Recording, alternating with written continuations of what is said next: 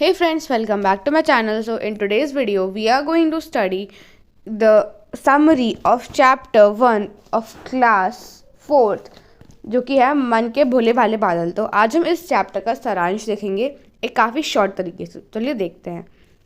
मन के भोले भाले बादल कविता में बादलों को मासूम और चंचल रूप से दिखाया गया है। वह आकाश में अलग अलग आकृतियाँ बनाते हैं।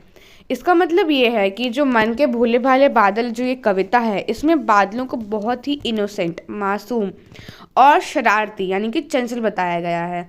वो आकाश में अलग अलग आकृतियाँ बनाते हैं, मतलब वो आकाश में कई तरह के शेप्स बनाते हैं। वे अलग अलग आकृतियाँ बनाते हैं और बच्चों की कल्पना को उड़ान देते हैं। इसका मतलब क्या है कि जब भी आप कभी आकाश में देखोगे तो कभी कभी क्या होता है कि बादल बहुत ही अलग शेप यानी कि कभी हार्ट शेप या कभी किसी एनिमल का शेप ले लेते हैं।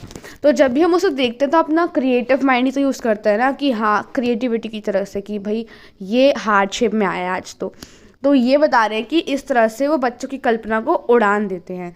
वे सरल है, मतलब वो बहुत सिंपल है, एकदम सिंपलिसिटी से रहते हैं। वह खेलते हैं और शरारत करते हैं। वह खेलते हैं एक दूसरे के साथ और शरारत करते हैं। शरारत क्या है कविता में? जब वो चुपके चुपके अपनी थैली से झरझर पानी बरसाते हैं, तो यहाँ पे उसी को शरारत का नाम दिया गया है। और वे प्रकृति का सौंदर्य बढ़ाते हैं। यहाँ पे मैंने गलती से आवे लिख दिया है, बट वह और वे प्रकृति का सौंदर्य बढ़ाते हैं। प्राकृतिक का सौंदर्य बढ़ाते हैं क्यों? क्योंकि बादल बहुत ही सुंदर होते हैं।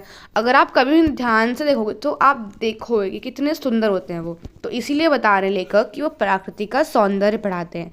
वह ज़िंदगी को मज़े से जीने की सीख देते हैं।